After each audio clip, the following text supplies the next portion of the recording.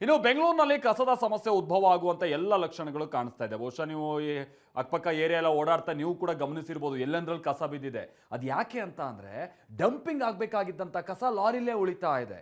ಲಾರಿಗಳು ರಸ್ತೆಯಲ್ಲಿ ಸಾಲಾಗಿ ನಿಂತಿವೆ. ಇನ್ನು ಇದೇ ವಿಚಾರವಾಗಿ ಕಾಂಗ್ರೆಸ್ ಹಾಗೆ ಬಿಜೆಪಿ ನಡುವೆ ಕಸದ ರಾಜಕೀಯ ಕೂಡ ಶುರುವಾಗಿದೆ. ಬಿಜೆಪಿ ನಾಯಕರುಗಳು ಉದ್ದೇಶಪೂರ್ವಕವಾಗಿ ಕಸದ ಲಾರಿ ತಡಿತಾ ಇದ್ದಾರೆ ಅಂತ ಡಿ.ಕೆ. ಶಿವಕುಮಾರ್ ಆರೋಪಿಸ್ತಾ ಇದ್ದಾರೆ. ಅಷ್ಟೇ ಯಾಕೆ, ಕಸದ ಲಾರಿಗಳನ್ನ ತಡೆದ್ರೆ ನಿಮ್ಮ ಮನೆ ಮುಂದೆ ಸುರಿತೀವಿ ಅಂತ ವಾರ್ನಿಂಗ್ ಕೊಡ್ತಿದ್ದಾರೆ. ಹಾಗಾದ್ರೆ ಬಿಜೆಪಿ ನಾಯಕರುಗಳು ಇದಕ್ಕೆ ಏನು ಹೇಳ್ತಾ ಇದ್ದಾರೆ? ನಾಳೆಯಿಂದ ಏನಾದ್ರು ಕಸ ಎತ್ತುತ್ತಾರಾ? ಇದು ಎಷ್ಟು ದಿವಸ ಮುಂದುವರಿಯುತ್ತೆ? ಬನ್ನಿ ರಿಪೋರ್ಟ್ ಅಲ್ಲಿ ನೋಡ್ಕೊಂಬೋಣ.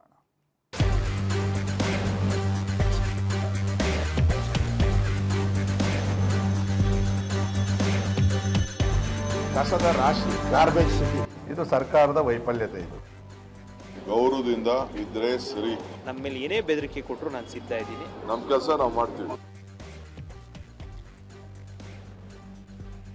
ನನಗೆ ಕಸನೂ ಬೇಕಿಲ್ಲ, ಅನುದಾನನೂ ಬೇಕಿಲ್ಲ. ಬ್ಲಾಕ್ ಮೇಲ್ ಮಾಡ್ತಾ ಇದ್ದಾರೆ. ಗೊಡ್ಡು ಬೆದರಿಕೆಗೆ ಹೆದರ್ಕೊಳ್ತಕ್ಕಂಥ ಪ್ರಶ್ನೆನೆಲ್ಲ.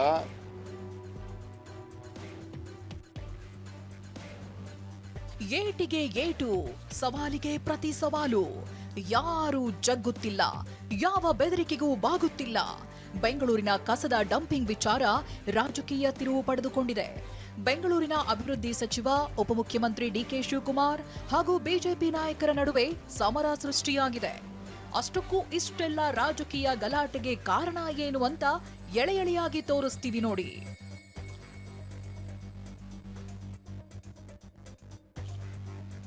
ಡಂಪಿಂಗ್ ಯಾರ್ಡ್ಗೆ ತೆರಳದ ಕಸದ ಲಾರಿಗಳು. ಬಾಗಲೂರು ಬಳಿ ಜಿಬಿಎ ಕಸದ ಲಾರಿಗಳಿಗೆ ತಡೆ. ಬೆಂಗಳೂರಿನಲ್ಲಿ ಒಂದು ದಿನಕ್ಕೆ 5,600 ಟನ್ ಕಸ ಸಂಗ್ರಹಣೆಯಾಗುತ್ತೆ. ಇದರ ಸಾಗಾಟಕ್ಕೆ 5,300 ಆಟೋಗಳು, 700 ಕಸದ ಲಾರಿಗಳಿವೆ. ರಾಜಧಾನಿಯ ಸುತ್ತಮುತ್ತ ಅಂದ್ರೆ ಬೆಳ್ಳಹಳ್ಳಿ, ಚಿಕ್ಕನಾಗಮಂಗಲ, ಬಿಡದಿ, ದೊಡ್ಡಬಳ್ಳಾಪುರ, ನಿಂಗದೀರನಹಳ್ಳಿ, ಕನ್ನಹಳ್ಳಿ ಹಾಗೂ ಸೀಗೇನಹಳ್ಳಿ, ಸುಬ್ಬರಾಯನಪಾಳ್ಯ, ದೊಡ್ಡಬಿದ್ರೆಕಲ್ಲು ಇಲ್ಲಿ ಕಸ ಡಂಪ್ ಮಾಡಲಾಗ್ತಿದೆ. ಆದ್ರೆ ಕೆಲವು ಕಡೆ ಕಸ ಸುರಿಯೋದಕ್ಕೆ ಬಿಜೆಪಿ ಶಾಸಕರು, ಇನ್ನೂ ಹಲವು ಕಡೆ ಸ್ಥಳೀಯ ಜನರ ವಿರೋಧ ಕೇಳಿ ಬಂದಿದೆ.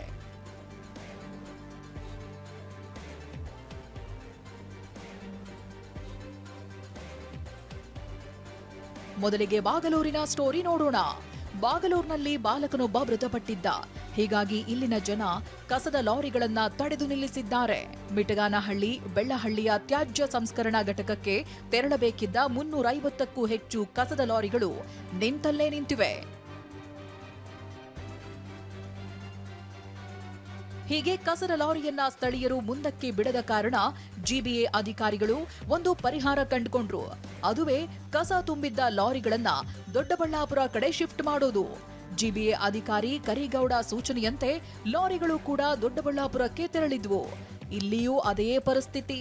ಕಸದ ಲಾರಿ ಶಿಫ್ಟ್ ಮಾಡಿದ್ದಕ್ಕೆ ಶಾಸಕ ಧೀರಜ್ ಮುನಿರಾಜು ವಿರೋಧ ವ್ಯಕ್ತಪಡಿಸಿದ್ರು. 60ಕ್ಕೂ ಹೆಚ್ಚು ಗಾಡಿಗಳನ್ನ ನಿಲ್ಲಿಸಿ ಆರ್ಟಿಒ ಅಧಿಕಾರಿಗಳನ್ನ ಕರೆಸಿ ದಂಡ ಹಾಕಿಸಿದ್ರು.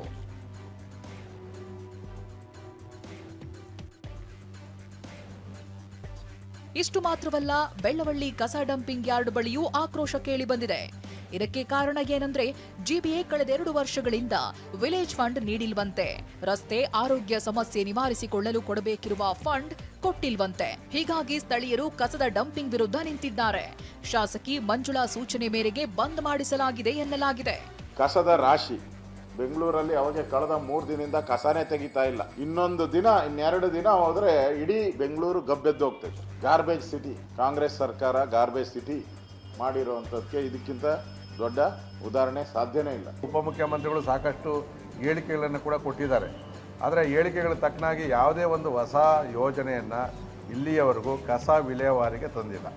ಇದು ಸರ್ಕಾರದ ವೈಫಲ್ಯತೆ. ಇದು ಕಾನೂನು ಕ್ರಮದ ಎಚ್ಚರಿಕೆ ಕೊಟ್ಟ ಡಿಸಿಎಂ ಡಿಕೆ.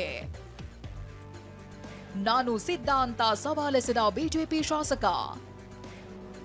ಹೀಗೆ ಕಸದ ಲಾರಿಗಳನ್ನ ತಡೆಯುತ್ತಿರೋದ್ರ ಹಿಂದೆ ಬಿಜೆಪಿ ಕೈವಾಡವಿದೆ ಅನ್ನೋದು ಡಿಸಿಎಂ ಡಿಕೆ ಮಾಡ್ತಿರೋ ಆರೋಪ. ಹೀಗಾಗಿ ಕಾನೂನು ಕ್ರಮ ಕೈಗೊಳ್ಳಬೇಕಾಗುತ್ತೆ ಅಂತ ನೇರ ಎಚ್ಚರಿಕೆ ಕೊಟ್ಟಿದ್ದಾರೆ. ಆದರೆ ಈ ಮಾತಿಗೆ ಜಗ್ಗದ ದೊಡ್ಡಬಳ್ಳಾಪುರ ಶಾಸಕ ಧೀರಜ್ ಮುನಿರಾಜು ನಾನು ಕ್ರಮ ಎದುರಿಸಲು ಸಿದ್ಧ ಅಂತ ಸವಾಲ್ ಹಾಕಿದ್ದಾರೆ. ಗೌರವದಿಂದ ಇದ್ರೆ ಸರಿ, ಇಲ್ಲ ಅಂದ್ರೆ ನಾನು ಎಸ್ಮಾಲಿ ಆಕ್ಷನ್ ತಗೋಬೇಕಾದಂತ ಪರಿಸ್ಥಿತಿ ಬರ್ತದೆ. MLA ಆಗಲಿ ಯಾರೇ ಆಗಲಿ 400 ಗಾಡಿಯನ್ನು ತಡೆದು ಅದನ್ನು ವಾಪಸ್ ಕಳಿಸುವಂಥ ಕೆಲಸವನ್ನು ನಿನ್ನೆ ನಾನು ಮಾಡಿದ್ದೀನಿ. ಇದಕ್ಕೋಸ್ಕರ ತಾವು ಎಸ್ಮಾ ಕಾಯ್ದೆ ಹಾಕಿದ್ರು ನಾನು ಸಿದ್ಧ ಇದ್ದೀನಿ. ನಮ್ಮ ಮೇಲೆ ಏನೇ ಬೆದರಿಕೆ ಕೊಟ್ಟರು ನಾನು ಸಿದ್ಧ ಇದ್ದೀನಿ. ನಮ್ಮ ಮನೆ ಮೇಲೆ ಕಸ ಸುರಿತೀರಾ, ನಮ್ಮ ಮನೆ ಮುಂದೆ ಕಸ ಸುರಿತೀರಾ ಅಂದರೂ ನಾನು ಸಿದ್ಧ ಇದ್ದೀನಿ. ನಿಮ್ಗೆ ಯಾವುದೇ ಹೋರಾಟಕ್ಕೆ ನಾನು ಸಿದ್ಧ ಇದ್ದೀನಿ. ಕಸದ ವಿಚಾರಕ್ಕೆ ಧೀರಜ್ ಮುನ್ರಾಜ್ ಅವರು ಎಸ್ಮಾ ಹಾಕೋದಾದ್ರೆ ಹಾಕಲಿ, ಅರೆಸ್ಟ್ ಮಾಡೋದಾದ್ರೆ ಮಾಡಲಿ, ನಾವು ರೆಡಿ ಇದೀವಿ ಫೇಸ್ ಮಾಡಿ. ಆಯ್ತು ಏನು ಮಾಡಬೇಕೋ ಮಾಡ್ತೀವಿ. ನೋ ಪ್ರಾಬ್ಲಮ್ ಅವ್ರು ಅರೆಸ್ಟ್ ಆಗಲಿ ಏನಾರು ಮಾಡಲಿ ಹಂಗಂತ ಕಸನೆಲ್ಲ ಎತ್ಕೊಂಡೋಗಿ ನಿಲ್ಲಿಸ್ಬಿಡಕ್ಕೆ you can't take the law into their hands. ನಮ್ಮ ಕೆಲಸ ನಾವು ಮಾಡ್ತೀವಿ. ಧೀರಜ್ ಡಿಕೆ ಮಧ್ಯೆ ಅನುದಾನ, ಬ್ಲಾಕ್ ಮೇಲ್ ಕದನ.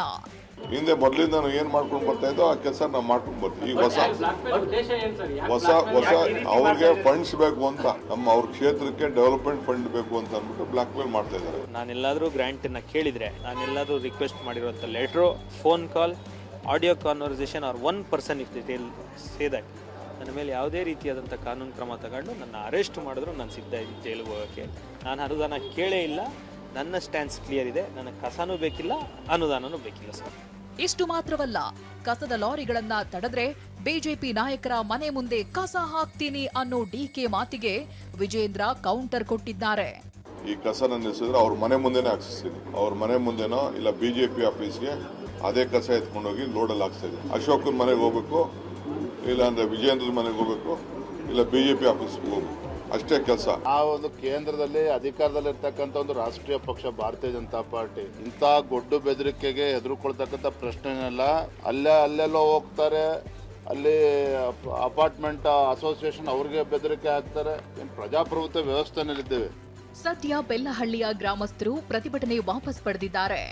BSWML ಮುಖ್ಯ ಕಾರ್ಯನಿರ್ವಹಣಾಧಿಕಾರಿ 90 ಕೋಟಿ ಅನುದಾನ ನೀಡುವ ಭರವಸೆ ಕೊಟ್ಟಿದ್ದಕ್ಕೆ ಹೋರಾಟ ಕೈಬಿಟ್ಟಿದ್ದಾರೆ.